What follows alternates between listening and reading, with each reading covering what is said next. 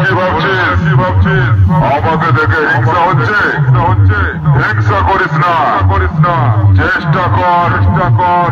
আগামী দিনে আমি আবার আসবো এখনকার মতো আমার পায়ে ধরে নমস্কার কর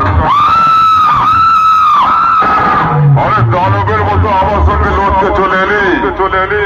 বাড়ি ফিরতে পারবি কিনা একবার ভেবে তো দেখতে পারতি তবে আমার বক্সের সামনে যখন পড়ে গেছিস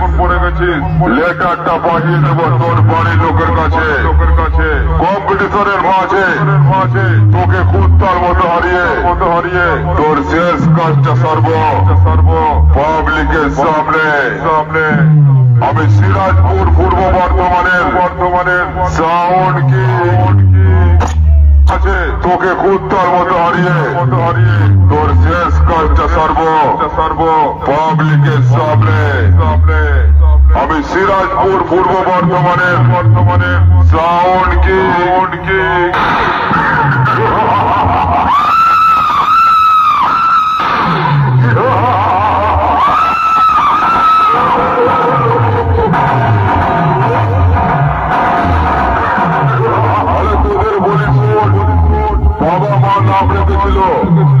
বাবাই এই সাউন্ড জগতের সবাই আমাকে কিং বলে ডাকে আমি গান শুনতে ভালোবাসি সাউন্ড বাজানো আমার নেশা এই কম্পিটিশন ময়দানে সবাই আমাকে কাঁধে তুলে না যায় তাই তো আমার নাম বাবাই বুঝেছিস পাগলা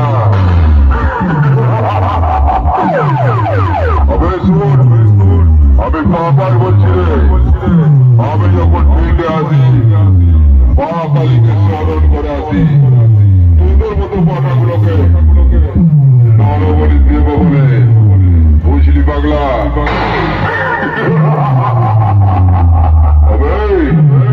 স্বাস্থ্য সালা পিড়ি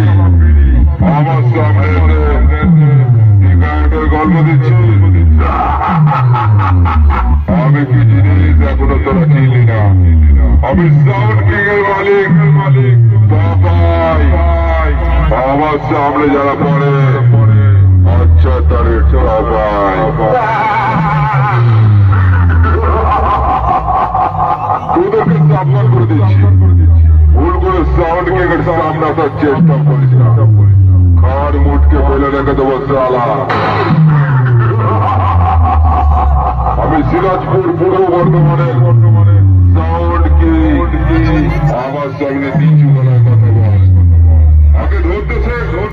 তারপর চালাবি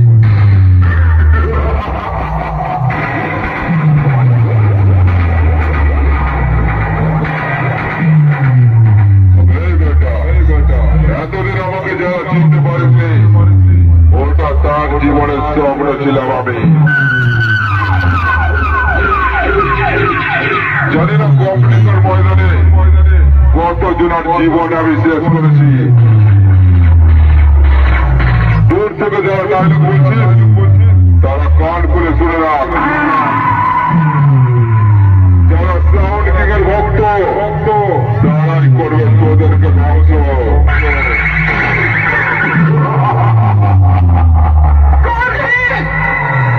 বক্স কম্পিটিশনে কেউ যদি বলে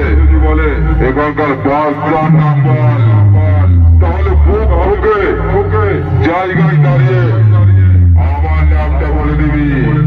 সিরাজপুর পূর্ব বর্ধমান জেলার সাউন্ড কিং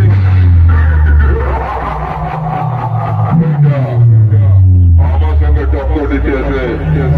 জানি না কতজন কুত্তার মতো হেরে বাড়ি চলে গেছে আমার সঙ্গে সামনে বললে তুই কথা বলার আগে আমি তোকে এমন বেশ মারবো গোটা শরীর অসান করে দেবো বোমা হয়ে যাবি বুঝলি তালা তোদেরকে বলিস কম্পিটিশনে আমাকে হালাতে পারলি না তো এই সাউন্ড কিং এর সামনে যারা পড়েছে 3 দিন ধরে বিছানায় পড়ে কেটেছে তাই তোকে একটা কথা বলছি শুনে রাখ হাত মুখ ধুয়ে গাছটা করে শুয়ে পড় আর যদি আবার